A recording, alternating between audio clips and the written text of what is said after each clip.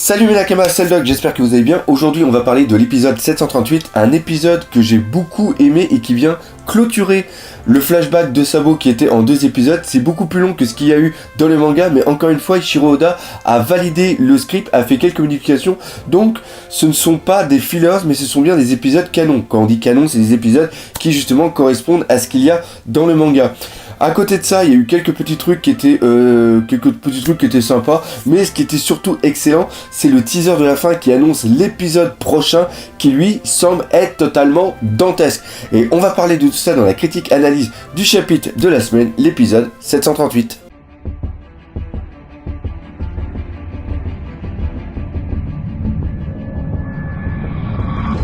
Bon, alors avant de commencer de parler de cet épisode en détail, je vais parler de mon petit truc qui se passe juste ici, parce que je sens que je vais avoir plein de questions dans les commentaires. Alors pourquoi j'ai un œil dans cet état ? C'est pas parce que j'ai rencontré des mecs dans la rue qui m'ont dit que Fairy Tail et Naruto c'était mieux que One Piece, donc on s'est marré la gueule. C'est tout simplement que j'ai un acquis de l'observation qui n'est pas très développé, c'est-à-dire que je jouais avec mon enfant, et d'un coup il y a eu on était dans un parc, il y a eu un gros poteau, et je jouais, puis j'ai foncé dans le poteau, et le poteau m'a pas évité et on a fait boum. Donc voilà, c'est con mais c'est comme ça.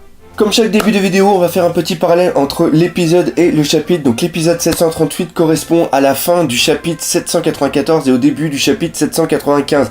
Alors c'est assez bizarre parce que, encore une fois, l'épisode reprend beaucoup plus de choses qu'il y a dans le manga, donc c'est juste qu'on subit la même chronologie mais c'est beaucoup plus développé. On va déjà commencer par parler du retour de la mémoire de Sabo, chose que j'avais complètement détestée dans le manga. D'ailleurs, hop, je vous invite juste à regarder la critique analyse de l'épisode du chapitre 794, et on voit d'ailleurs qu'il y a un style qui est totalement différent de ce que je fais maintenant et ce que je faisais il y a presque un an. Et à cette époque-là, j'avais trouvé ça trop facile.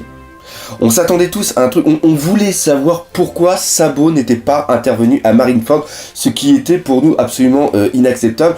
La seule chose que moi j'avais imaginé, c'est-à-dire que que Sabo avait dit non, je veux absolument intervenir et délivrer mon frère, et là Dragon lui disait non, parce que la mort de Sabo, la mort de Ace et tout ce qui va se passer dans Marineford est nécessaire pour montrer à la population le futur. Enfin, j'imaginais un truc comme ça, et donc Dragon avait dit à Sabo non, tu n'iras pas, puis Sabo s'était un petit peu révolté, puis là il y avait une sorte de combat, puis là on avait vu la suprématie de Dragon, donc c'est comme ça que moi personnellement je l'avais imaginé. Et seulement avoir Sabo qui lit un journal et qui retrouve la mémoire et qui chiale comme une madeleine, j'avais trouvé ça trop facile. Voilà, c'est le mot, c'est que j'avais trouvé ça trop facile. Or, ce n'est pas le cas du tout, car grâce à ces 2 épisodes, déjà dans l'épisode précédent, on voyait quelques réminiscences de la mémoire de Sabo, justement quand il parlait de Ace, Akeno, puis l'autre il disait tout de suite, Sabo disait Ace, le fait de le voir tout en haut d'un mât, de voir la mer, et justement c'est la même vue qu'il avait quand ils étaient tout en haut de la colline, enfin juste sur la falaise plutôt, on va dire la falaise, quand ils étaient tous les trois et puis qu'ils projetaient de devenir pirates, et là on voit qu'ils voient 2 sortes d'ombres qui se matérialisent de dos, puis à un moment ils se retournent, puis t'as des noms qui apparaissent, tu vois que sa mémoire essaye de... Il y a des choses qui commencent à se rallumer par rapport à certains événements, ce sentiment de déjà vu justement. Et après ce qui se passe, c'est qu'il y a une effervescence qui se fait au niveau du QG des révolutionnaires, et là on apprend que la bataille de Marineford a pris fin et qu'il y a eu des morts, dont Barbe Blanche et Ace. Et c'est à ce moment-là que bam, la mémoire revient tel un flot d'émotions, et ça, je trouve que dans l'anime, ça a été bien retranscrit. Alors par contre on est d'accord, hein, le seiyuu n'aura pas un Oscar au niveau du jeu qu'il y a eu. Je trouve que c'était un petit peu long, mais au niveau de l'émotion c'était quand même présent. Ça a été beaucoup plus présent que ce qu'il y avait dans le manga. Et ça encore une fois c'est fait par rapport au jeu d'acteur, c'est fait aussi par rapport à l'animation, à la musique qui est présente. Et là ce qui est bien c'est qu'il y a le parallèle entre Sabo qui commence à rentrer dans la folie par rapport à tous les souvenirs qu'il a, et l'analyse qui est faite par les autres personnes qui sont à côté d'un point de vue non émotionnel, c'est-à-dire que là ils disent qu'il y a la mort de quelqu'un qui a marqué l'ère et ça va faire beaucoup de changements, et là par rapport à Sabo, lui c'est non, c'est la mort de mon frère, et on voit bien les 2 visions qui se rencontrent, et au fur et à mesure il y a le désespoir qui prend de plus en plus de place au niveau de Sabo, même encore une fois c'est un petit peu trop long, mais on la ressent, on la partage, cette souffrance, et c'est ça que j'ai beaucoup apprécié. Car encore une fois, grâce à tous les flashbacks, à toute la mise en scène qu'il y a eu juste avant, on comprend pourquoi Sabo réagit ainsi et pourquoi il va tomber dans une sorte de coma entre guillemets pendant 3 jours. Et j'ai bien apprécié, car encore une fois, l'anime est un parfait complément en manga, et là je dirais même qu'il a été supérieur en manga en nous apportant quelque chose au niveau émotion qui est beaucoup plus présent et beaucoup plus poignant. Par contre, cette émotion, on la ressent moins dans le côté retrouvailles. Le côté retrouvailles est moins symbolique et moins triste, car il y a toujours l'insouciance et la folie de Luffy qui est présent. Premièrement, le fait qu'on ait Barto. Barto joue aussi un petit peu dans son rôle comique, c'est-à-dire qu'on a deux visions. On a un effet comique qui se présente pour après se transformer en quelque chose de vachement émotif. Mais on le ressent moins, ça fout pas de frisson, ça fout rien, on a le sourire amusé et on a une sorte de libération on partage la joie de Luffy. C'est ça vraiment qui est présent. Encore une fois, on le voit par rapport à plusieurs effets comiques. Premièrement, le fait que Luffy ne comprenne pas que l'autre l'appelle vraiment Luffy alors qu'il a une barbe. Il dit regarde, non, j'ai une barbe, je m'appelle Luffy. Donc il y a toujours le premier effet. Et après, quand il se rend compte que la seule personne qui dit que je peux être son frère, c'est deux personnes qui sont mortes. C'est premièrement Ace et deuxièmement Sabo qui est mort, et quelqu'un d'autre. Il dit pas Sabo, il dit que c'est quelqu'un d'autre qui est mort depuis très très très longtemps. Et au moment où il dit ça, il commence à comprendre qu'il y a qu'en face de lui il a Sabo, et le moment semble hyper tragique, et là on voit, je vais l'appeler comme ça, la Eneru Face. C'est ça, c'est la tête qu'avait eu Eneru avec les yeux justement qui sortent des orbites, tout ça, le voir reculer, le voir surjouer à l'extrême la situation, mais encore une fois, c'est le Luffy qui est super...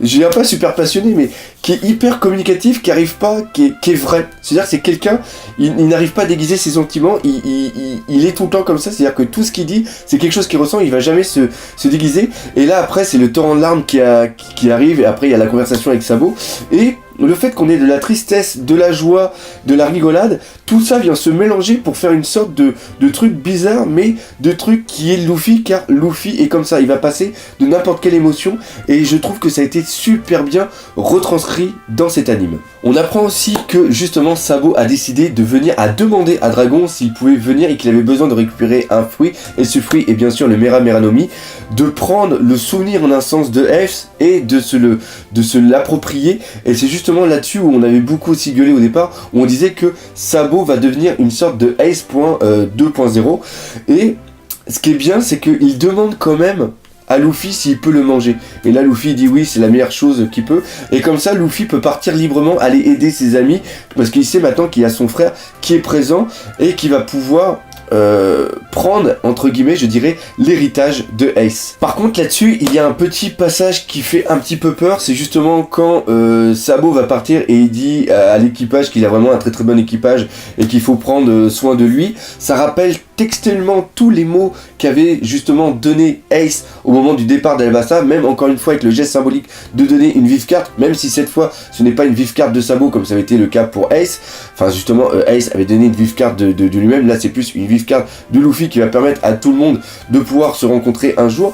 Mais le fait qu'il y ait les mêmes mots, qu'il y ait encore cette symbolique avec la vive carte et qu'il y ait le départ, on peut peut-être penser qu'un jour l'histoire finisse peut-être mal pour Sabo comme ça a été le cas pour Ace. Et justement, on va aussi parler de toutes les petites interactions qu'il y a eu dans la cabane de Kyros. Premièrement, le fait qu'on ait Kenjuro et surtout Kinemon qui a décidé de boire toute saké, puis l'intercation qu'il y a eu au niveau de Zoro en disant putain c'est de la merde, on pensait tous qu'il allait parler sur Sabo, mais non, il parle justement par rapport à Kinemon qui a bu tout le saké.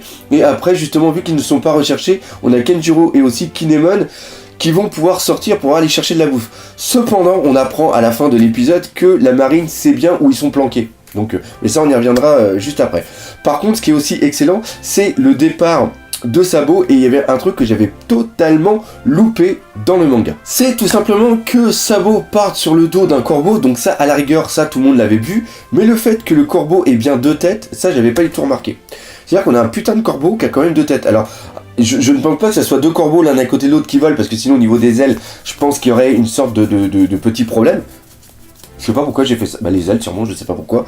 Et le fait qu'on ait un corbeau à deux têtes n'est pas quelque chose de naturel.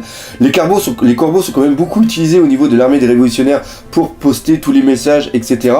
Alors toujours la question c'est de savoir est-ce que c'est un utilisateur, parce qu'il parle au corbeau le mec, il parle pas Sabo, il parle pas d'un Denmushi, à un moment il parle bien au corbeau, Sabo parle bien au corbeau, et donc toujours la question de savoir si il y a un révolutionnaire qui a le Zoan du corbeau, est-ce que ce mec a deux têtes, est-ce que c'est l'évolution de l'éveil du fruit ou quoi que ce soit. Donc ça encore une fois ça peut être de très très bonnes questions. Après on passe au palais, donc là le truc qui était vraiment génial et qui était présent aussi dans le chapitre 795, c'est tout simplement Cavendish qui en dormant se transforme en Akuba, et on voit bien là, on voit bien qu'il flotte un petit peu, qu'il a toute cette puissance en train de dormir, et le fait qu'il était enchaîné, c'est vraiment un très très bon coup de Barto. Après on voit tout le monde qui est en train de pioncer, qui se pose la question justement de savoir si Lushi il est parti parce qu'il voudrait bien le remercier. C'est encore pour plus tard, c'est quand même assez important. Et après, on a bien sûr la petite conversation entre Rebecca et son papounet qui s'appelle Riku, je sais même plus. Ah tiens, ça rime. Bon, Riku c'est dans Kingdom Hearts. Putain, le roi Riku, voilà. Bah oui, bah non, c'est le roi Riku, c'est bien ça.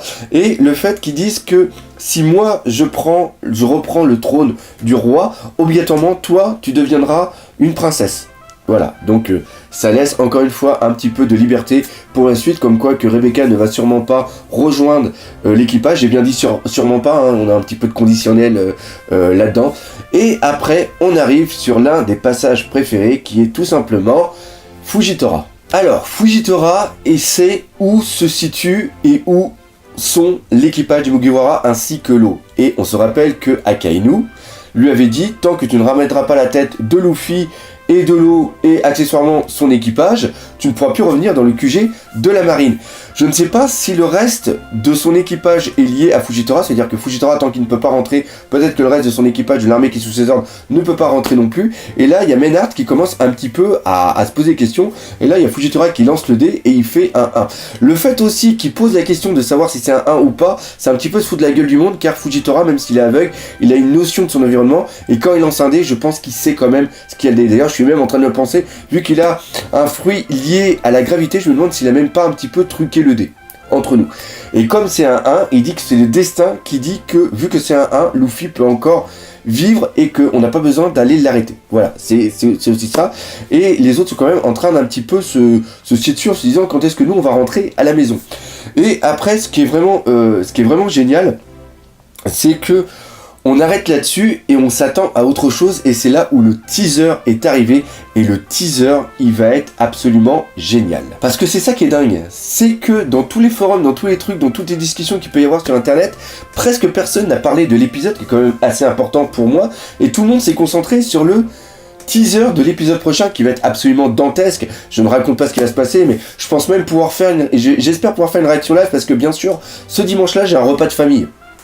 Voilà, donc j'espère au moins avoir le temps de faire la réaction live et après de pouvoir faire le montage et de vous mettre ça pour la soirée.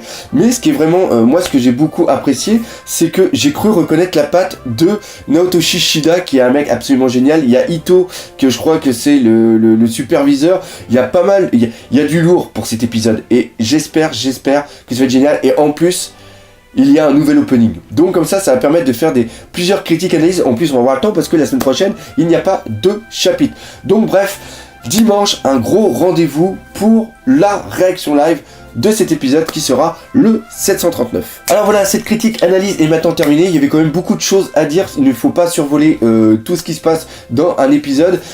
Si vous avez bien apprécié, comme d'habitude, n'hésitez pas à partager, parlez-en autour de vous, laissez des commentaires et défoncez la gueule de ce putain de pouce bleu. Et nous, comme d'habitude, on se dit à bientôt pour de nouvelles aventures One Piece. Allez, salut mes Nakama. Que je dirais que j'ai même plus apprécié que...